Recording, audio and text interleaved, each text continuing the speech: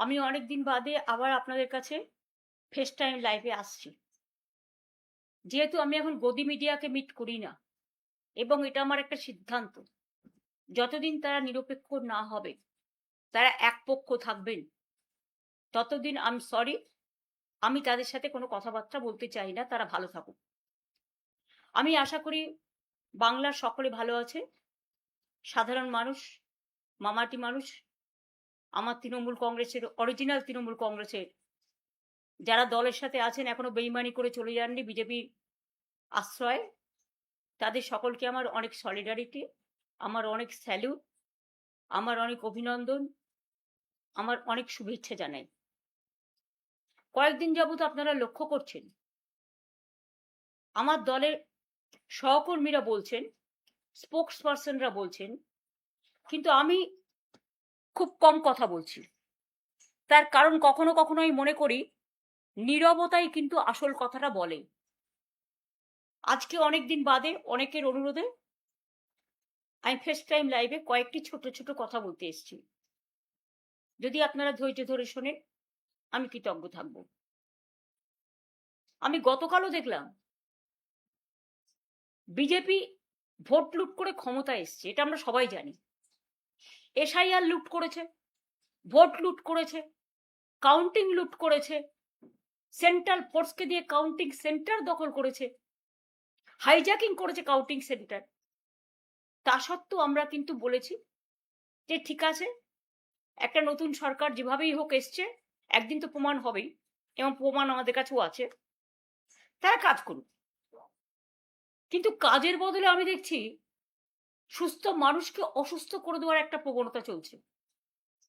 মহা সন্ত্রাস, এমন সন্ত্রাস শুরু হয়েছে যে যারা আমাদের পক্ষে, যারা আমাদের সাথে আছে, আমাদের কর্মীরা,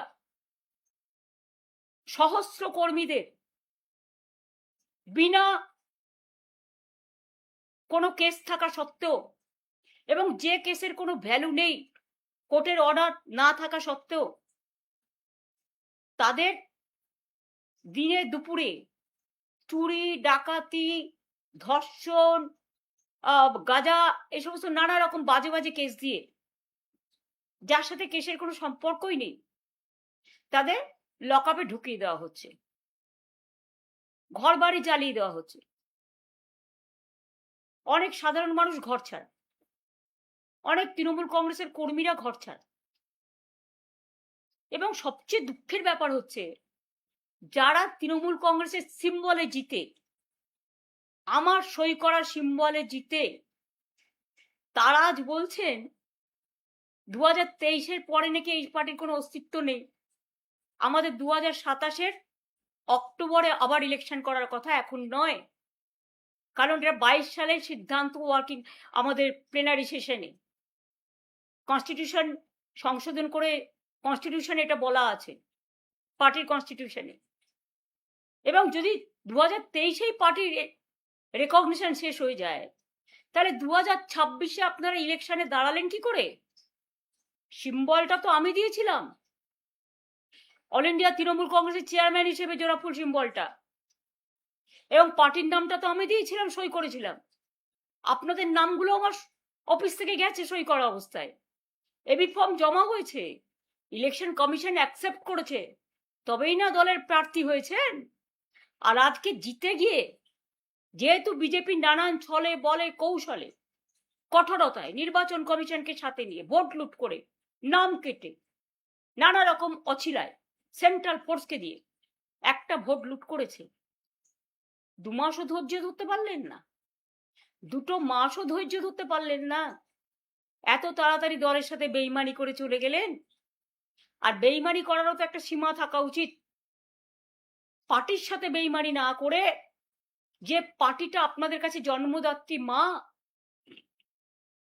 আপনারা তো সরাসরি বিজেপি করছেন। এখন বিজেপি করবেন আর তৃণমূল বলবেন, এটা তো হতে পারে না, কারণ তৃণমূল কংগ্রেসের আদর্শ বিজেপি বিরোধী।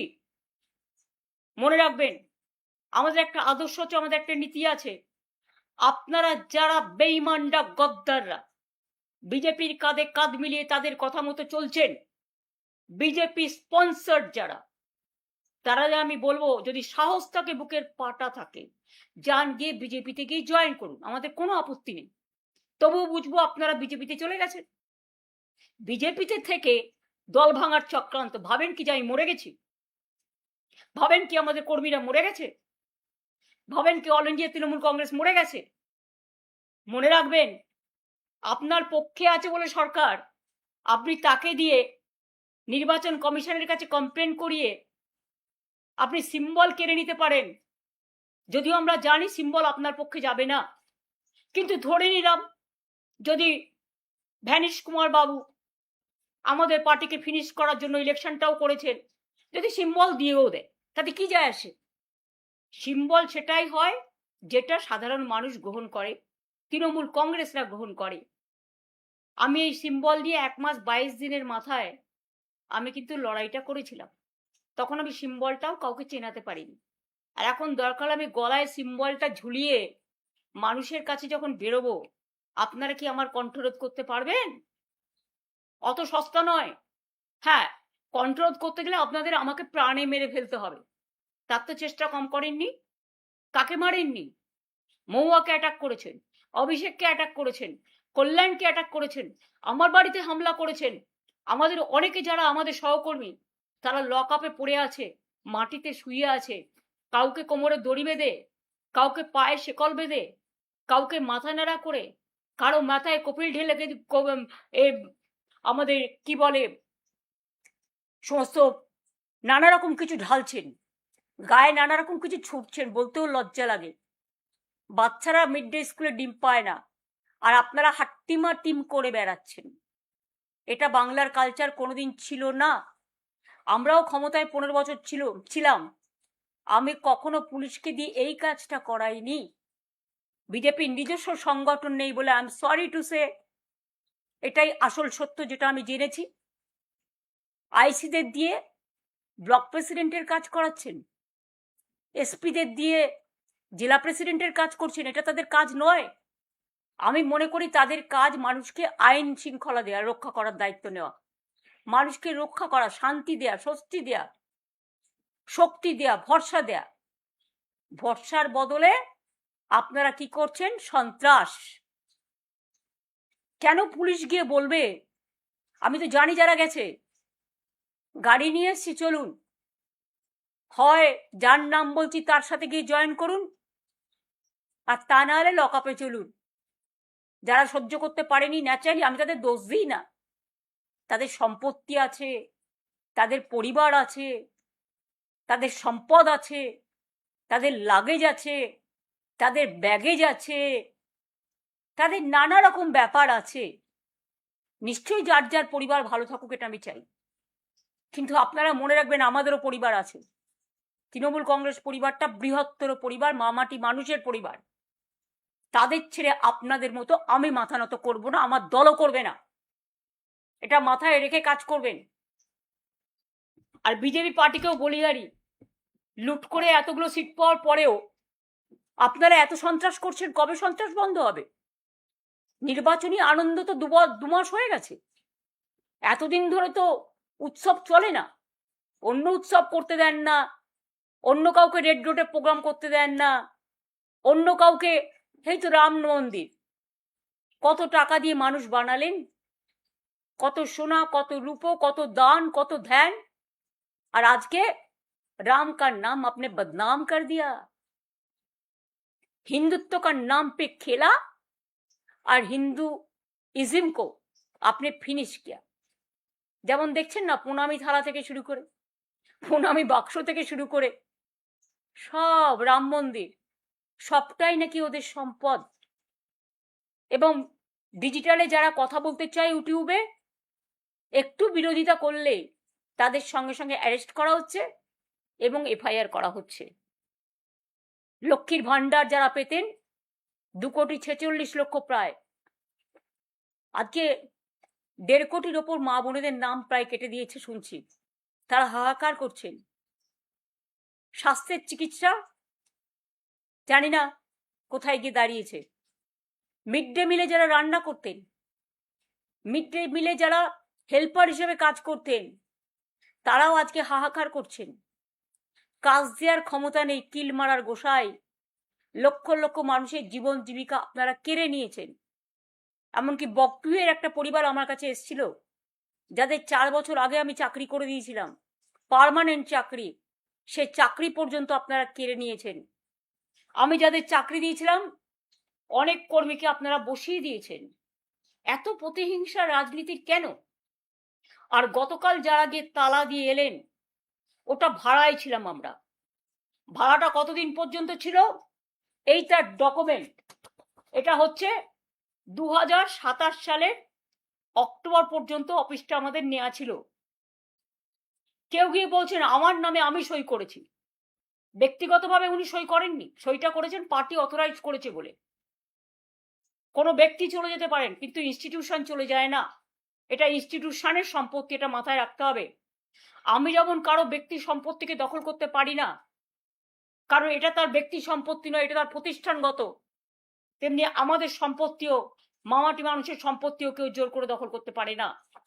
আর যারা বলে বেড়াচ্ছেন টাকা পাননি, তারা দেখুন তো এই চেকগুলো প্রতি মাসে মাসে কারা দিয়েছে। আমরা যদি না দিয়ে থাকি তাহলে আমাদের কাছে এত ডকুমেন্ট কোত্থেকে এলো? দেখুন দেখুন দেখুন, মেনটেনেন্স করি আমরা, প্রতি মাসে 1 লাখ টাকা করে ভাড়া দিয়ে আমরা চেকে, ইলেকট্রিসিটি বিল দিয়ে আমরা, কর্পোরেশনের যা যা লাগে দিই আমরা। আর আপনারা গিয়ে সেন্ট্রাল ফোর্সকে নিয়ে গিয়ে তালা দিয়ে দিচ্ছেন। একটা বাড়ি তালা দিতে পারবেন, কিন্তু মনে রাখবেন হৃদয়কে কখনো তালা দেওয়া যায় না, মানুষের হৃদয়কে। কাজেই প্রস্তুত থাকুন আগামী দিন ইন্ডিভিজুয়াল কারো বিরুদ্ধে। আমার কোনো রাগ, আমার কোনো ক্ষোভ নেই। আমাদের পুরনো বিল্ডিংটা তৈরি হচ্ছিল বলেই, ভেঙে ভেঙে পড়ছিল বলেই আমরা একটা বিল্ডিং ভাড়া নিয়েছিলাম, রীতিমতো চেকে ভাড়া দিই। আর কত ডকুমেন্ট দেখতে চান? আমি আপনাদের পরপর একটার পর একটা সব দেখিয়ে যাব, সেটা ব্যাপার নয়। আপনারা কি বললেন? ভাড়া পান না। কেউ আবার বললেন আই এম অথরাইজড। অথরাইজ ছিলেন তখন, এখন নয়। এখন আপনি দল বদলু, অন্য জায়গায় গেছেন। আপনারা ভালো থাকুন, আপনাদের পরিবার ভালো থাকুন, আপনাদের সম্পত্তি ভালো থাকুন। যে অ্যারেস্ট হয়েছে সে ছাড়া পাক। আমি জানি ফেস টাইম আমরা করি লাইভ, মানুষকে লাইভ দেখাবার জন্য। আর আপনারা যে ফেস টাইম লাইভ করছেন সেটা হচ্ছে আপনাদের নিজেদের বাঁচানোর জন্য। তাহলে যারা আজকে লড়াই করছে, জীবন দিচ্ছে, আজকে প্রায় 14-15 জন সুইসাইড করেছে, মারা গেছে, সুইসাইড এবং মারা গেছে, তাদেরটা কি হবে? একবার ভেবে দেখেছেন কি? কোথায় টাকা জমা দিয়েছে কারা? তৈরি করেছে কারা? আজকে কি আপনারা তালা দিয়ে চলে এলেন? এফআইআরও করা হয়েছে, কেন দিলেন? এবং আজকেই তার জন্য কাউকে পদত্যাগ করতে হলো। আসল ঘটনা তা নয়। উনি অনেকদিন ধরেই আমাকে বলছিলেন পদত্যাগ করবেন, কারণ ওনার ছেলে গিয়ে অলরেডি হাত মিলিয়েছেন। আমার তার জন্য কিছু বলার নেই, ভালো বুঝেছে হাত মিলিয়েছে, তাদের লাগেজ ব্যাগেজ থাকতে পারে, কিন্তু আমি তো হাত মেলাবো না। আপনারা একজন কোথায় গেলেন কি না গেলেন, I don't care, I ignore all of you. কারণ আমি নেতা চাই না, আমি কর্মী চাই। আমি সাধারণ মানুষের ভালোবাসা থেকে যেন বঞ্চিত না হই। আমার কারো বিরুদ্ধে কোনো ক্ষোভ বা কোনো দুঃখ নেই। এবং মনে রাখবেন আর একটা কথা, আমি কিন্তু কখনো যেমন উতলাও হই না, আমি কিন্তু হাসি মুখে যে কোনো সংকট কাটিয়ে যাবার লোক। কারণ ছাত্র রাজনীতিতে আমার হাতে খড়ি এবং সংগ্রাম করাটাই আমার জীবন। সংগ্রামী লগ্নে আমার জন্ম হয়েছে, তাই সংগ্রামী লগ্ন যতদিন থাকবো ততদিন মনে রাখবেন এই সংগ্রামী লগ্ন থেকেই লড়াইটা করব। কেউ কেউ আবার মৃত্যুও কামনা করছেন, শুনেছি ফোন করে করে বলছেন কদিন আর বাঁচবে। আরে আমি এখনো অনেক দিন বেঁচে আছি,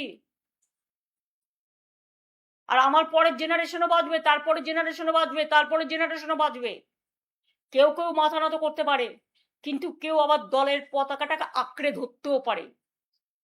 আমরা যেমন তৈরি করি, আমরা নতুন করে গড়ি, এটা আমাদের অনেক বেশি শক্তি। এবং এই মানসিক শক্তি আমরা পেয়েছি মানুষের থেকে। এই বাংলার মাটিতে দীর্ঘদিন ধরে আমি ছোট্টবেলা থেকে আমার ছাত্র রাজনীতি থেকে রাজনীতি করি, বাংলার স্বার্থে কোনোদিন বাংলা ছেড়ে আমি যাইনি। রেল থেকে শুরু করে বাংলা থেকে শুরু করে সবকিছু আমার করা, আমার মানে মানুষের করা। আপনাদের আশীর্বাদ দোয়া পেয়েছিলাম, শুভেচ্ছা পেয়েছিলাম বলেই করেছিলাম, আগামী দিনেও করব। বিশ্বাস রাখুন, ভরসা রাখুন। বাট এটুকু জেনে রাখুন, যারা আজকে দুর্দিনে আছেন তারাই তৃণমূল কংগ্রেসের সোনার খনি।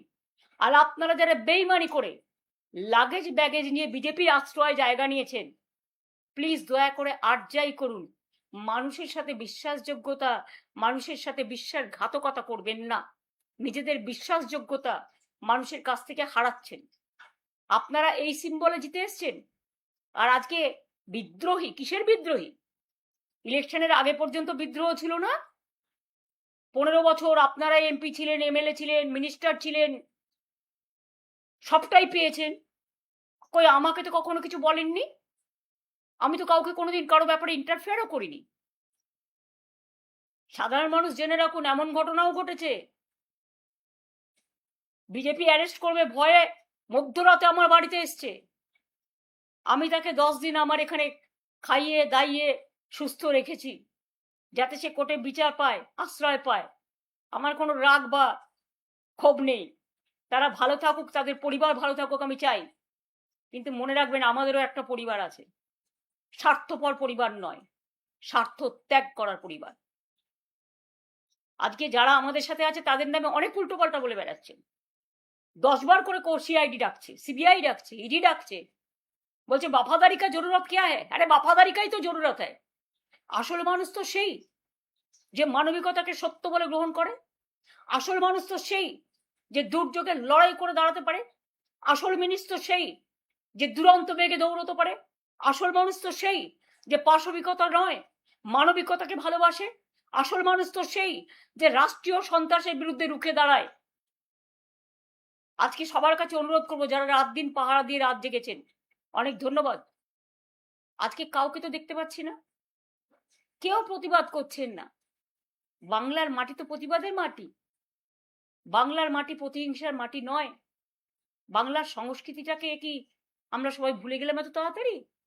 রবীন্দ্রনাথকে ভুলে গেলাম, নজরুলকে ভুলে গেলাম, আবুল কালাম আজাদকে ভুলে গেলাম, বাবা সাহেব আম্বেদকরকে ভুলে গেলাম, বিরসা মুন্ডাকে ভুলে গেলাম, ভগৎ সিংকে ভুলে গেলাম, নেতাজি সুভাষচন্দ্র বোসকে ভুলে গেলাম, রামকৃষ্ণকে ভুলে গেলাম, স্বামী বিবেকানন্দকে ভুলে গেলাম। এ কি চলছে? আজকে সংবিধানের কোনো গুরুত্ব নেই। রাষ্ট্রীয় সন্ত্রাস, বিচারের জায়গাটা বন্ধ হয়ে গেছে।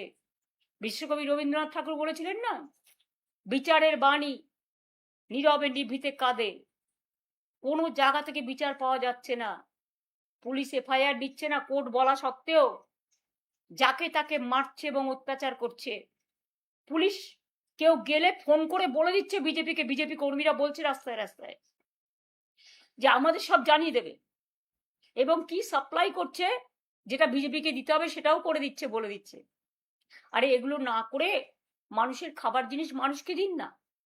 যে বাচ্চাদের মিড ডে মিল বন্ধ করে দিয়েছেন, ডিমটা প্রোটিন, কেউ নিরামিষ খেলে আমার কোনো আপত্তি নেই, কিন্তু গ্রামের বাচ্চারা মিড ডে মিলটার জন্য স্কুলে যায়।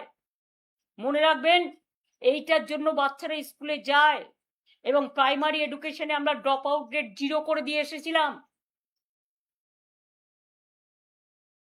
আজকে মিড ডে মিলের কত হাজার হাজার কর্মী আছে যারা রান্না করে, যারা খাওয়া দাওয়া তৈরি করতে সাহায্য করে, পরিষ্কার করে। কত আইসিডিএস এর মা বোনেরা আছে যারা প্রেগনেন্ট মাদারদের দেখে। কত আশার কর্মীরা আছে সারাক্ষণ কাজ করে। কত সেলফ হেল্প গ্রুপ আছে যারা মিড ডে মিল চালায়। আপনাদের আইডিয়া আছে? আজকে রাস্তায় গেলে দেখি শুনছেন হকাররা ভাবছে কখন আসছে বুলডোজার। মানুষ জিনিস কিনতে গেলে জিনিস পাচ্ছে না। অনেকে আমাকে বলেছে বাজারে গেলে ঠিক মতো সবজি পাচ্ছে না ন্যায্য দামে, মাছ পাচ্ছে না ন্যায্য দামে, সব উধাও হয়ে গেছে। সেদিকে চিন্তা দিক সরকার, আমাদের পুরো সমর্থন পাবে। আমি কনস্ট্রাকটিভ ওয়ার্কে কখনো বিরোধিতা করি না। শুধু তৃণমূলকে কি করে শেষ করা যায়, আর তৃণমূলকে কি করে মারা যায়, আর তৃণমূলের বেঈমানদের সাথে নিয়ে কিভাবে তৃণমূলের অফিস দখল করতে হয়, আর তৃণমূল কংগ্রেসের কর্মীদের অ্যারেস্ট করতে হয়, কি করে সন্ত্রাস করতে হয়, হামলা করতে হয়, এসব না করে আপনারা মানুষের দিকে লক্ষ্য দিন, আমাদের পুরো সমর্থন পাবেন। আর যিনি আজকে মুখ্যমন্ত্রী হয়েছেন আমার অনেক শুভেচ্ছা থাকবে, কিন্তু এটা আমি নিশ্চয়ই বলবো না যে আপনি মুখ্যমন্ত্রী হয়েছেন বলে আপনি তৃণমূলটা করেননি। আপনিও কংগ্রেস করতেন একদিন, আপনিও নির্বাচনে অনেকবার হেরেছেন এবং আপনার জন্য আমি বারবার যেতাম আপনার কেন্দ্রে, সেটা আমার কর্তব্য ছিল, এর জন্য আমি কোনো কৃতিত্ব নিচ্ছি না। এবং আপনিও প্রায় 10-11 বছর তৃণমূল কংগ্রেসের এমএলএ হিসেবে আপনি মন্ত্রী ছিলেন, কখনো ট্রান্সপোর্ট মিনিস্টার, কখনো ইরিগেশন মিনিস্টার, কখনো 6টা জেলার দায়িত্বে ছিলেন, জেলা পরিষদ, গ্রাম সভা, পঞ্চায়েত তৈরিতে সাহায্য করেছেন এবং সাহায্যের হাতও বাড়িয়েছেন, সাহায্যের হাতও নাড়িয়েছেন। আমি কিন্তু সবটাই জানি। হলদিয়া ডেভেলপমেন্ট বোর্ড থেকে দীঘা ডেভেলপমেন্ট বোর্ড, সবটাই তো আমাদের সরকার আপনাদের দিয়ে চালিয়েছে।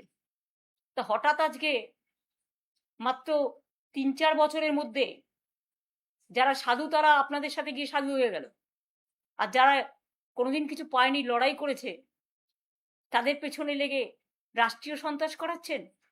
একটা কথা মনে রাখবেন, man poses, god disposes. Atrocities করবেন না, এটা কিন্তু একদিন ফিরে আসতে পারে। মনে রাখবেন, every action has a reaction. আপনারা যত অ্যাট্রসিটিস করবেন আমরা কিন্তু তত বাড়ব। আর 2, 21শে জুলাই হবে শহীদ স্মরণে। আমরা পারমিশন চেয়েছি, কোনো প্রোগ্রামেই আমাদের পুলিশ পারমিশন দিচ্ছে না। একবার ভাবুন তো, কেন ইমাজিন যে একটা পুলিশ কখনো বলতে পারে যে up to August no rally will be allowed in Kolkata central and north. আরে এ আবার কি কথা? টোটাল গণতন্ত্রটাকে কন্ট্রোল, গায়ের জোরে ব্ল্যাঙ্ক অর্ডার। এখানে কোনো 144 নেই, এখানে কোনো কমিউনাল রাইটস নেই, তো কেন করছেন এসব? শুধু তৃণমূল কংগ্রেসের প্রোগ্রামটাকে ভেস্তে দেওয়ার জন্য? শুনুন, রিকশায় দাঁড়িয়ে প্রোগ্রাম হলেও প্রোগ্রাম আমাদের হবে, এবং আপনারা ট্রেনে আসতে দেবেন না, বাসে আসতে দেবেন না, বেরোতে দেবেন না, আমি সব কারসাজি জানি। কিন্তু একটা জিনিস জেনে রাখুন, হৃদয় যখন নাড়া দেয় না, কোনো বাধাই কোনো বাধা মানে না। দেখবেন রবীন্দ্রনাথ ঠাকুরের ভাষাতেই 21শে জুলাই হবে, বাঁধ ভেঙে দাও, বাঁধ ভেঙে দাও, বাঁধ ভেঙে দাও, ভাঙো সন্ত্রাসের বাঁধ ভাঙো, শহীদ স্মরণে এসো। কোনখানে আসবেন সেটা আমরা পুলিশকে পারমিশন চেয়েছি, পারমিশন পেলে আপনাদের জায়গাটা জানিয়ে দেবো। আর একটা কথা বলি, তৃণমূল কংগ্রেসের, আমি অল ইন্ডিয়া তৃণমূল কংগ্রেসের চেয়ারম্যান হিসেবে, যে আমি অল ইন্ডিয়া তৃণমূল কংগ্রেসটাও যখন যেমন দেখব, আমি ওয়েস্ট বেঙ্গল স্টেট তৃণমূল কংগ্রেসও আমি নিজে দায়িত্ব নিয়ে দেখব। এখন তো আর অন্য কোনো কাজ নেই, আমি এই দলের কাজটাই ভালো করে করব এবং আমি প্রতিদিন আমার কর্মীদের মিট করি, সুতরাং সবাই জানেন। সুতরাং আমি দলটাকে আরো ভালো করে দেখতে সুযোগ পাবো। আমি যা কমিটি ছিল 2 জনকে অ্যাড করছি নতুন করে, যাতে তারা রেগুলার কাজটা করতে পারে। এবং আমার অফিসটাই মনে রাখবেন, তৃণমূল কংগ্রেস জন্মের আগে থেকে এই 30B হোল স্টেটের ডিস্ট্রিক্টটাই তৃণমূলের অরিজিনাল অফিস হিসেবে কাজ করত, আজও করে, ভবিষ্যতেও করবে। এবং আমি 2টো জেনারেল সেক্রেটারি অ্যাড করছি পার্টিকে সাহায্য করার জন্য, একটা মদন মিত্র আর একটা কুণাল ঘোষ। অন্য কমিটি মেম্বার যারা আছে তারা অ্যাজ ইট ইজ যেমন ছিল থাকবেন, শুধু স্টেট প্রেসিডেন্টের কাজটা আমি নিজে দেখে নেব। সুব্রত বক্সি, আমি কালকে তাকে দেখতে গিয়েছিলাম, তিনি অসুস্থ আছেন, তিনি যতদিন সুস্থ না হবেন, তিনি স্টেট প্রেসিডেন্ট ছিলেন, তিনি স্টেট প্রেসিডেন্ট অসুস্থ হয়ে যাওয়ার পরে একজন কাউকে অস্থায়ীভাবে দেখতে দেওয়া হয়েছিল, এবং যিনি ভাইস প্রেসিডেন্ট ছিলেন তিনি অ্যারেস্ট ছিলেন, তাই সেদিন কাউকে একটা রাখতে হয়েছিল, তাই রেখেছিলাম। সুতরাং আজ থেকে দায়িত্ব আমি নিজে নিচ্ছি এবং আমার 2টো জেনারেল সেক্রেটারি আমি স্টেটের করে দিচ্ছি। All India general secretary Abhishek Banerjee আছে, ডেরেক মহুয়ারা সবাই অল ইন্ডিয়া কমিটিতে আছে, শোভনদারা। আমি 2টো জেনারেল সেক্রেটারি কুণাল ঘোষ আর মদন মিত্রকে করে দিচ্ছি। বাদ বাকি যে সংগঠনগুলো আমরা ছাত্র করে দিয়েছি, যুব করে দিয়েছি, আমাদের আইএনটিটিউসি করে দিয়েছি, আমরা কিষাণ মজদুর করে দিয়েছি, ক্ষেত মজদুর করে দিয়েছি, লেবার করে দিয়েছি, অন্যান্য যেগুলো আছে সেগুলো আমরা করে দিচ্ছি। কাজেই আমি নিজে দায়িত্ব নিয়ে দেখব, নিশ্চিন্তে থাকতে পারেন। চিন্তা করবেন না, আমরা আছি, ছিলাম এবং থাকবো। আমি চেয়ারকে কেয়ার করি না। আমি কর্মীদের কেয়ার করি, ওরাই আমার সম্পদ। আর আমি মানুষকে কেয়ার করি। যতদিন বাঁচবো, মানুষের জন্য বাঁচবো আর কর্মীদের জন্য বাঁচবো। মাথায় রাখবেন। ভালো থাকবেন। সবাই দীর্ঘজীবী হন। সবাই ভালো থাকুন, সবাই সুস্থ থাকুন। সবার আরোগ্য কামনা করছি। শিশুরা ভালো থাকুন, ছাত্র যৌবন ভালো থাকুন। নিট পরীক্ষা নিয়ে অনেক রকম ঝামেলা চলছে। কোনো বিচার আপনারা পাননি। ভ্যাপাম নিয়েও বিচার পাননি। রাম মন্দির নিয়েও বিচার পাননি। প্রণামের বাক্সও চাইছে। কি বাকি আছে? মাত্র ২ মাসে এত লুট? তাহলে ভালো করে সরকারটা চালান, আমি এটুকুই বলবো। অনেক অনেক ধন্যবাদ। Thank you so much. Thanks much and thanks a lot. জয় হিন্দ, বন্দে মাতরম, জয় বাংলা, জয় তৃণমূল কংগ্রেস।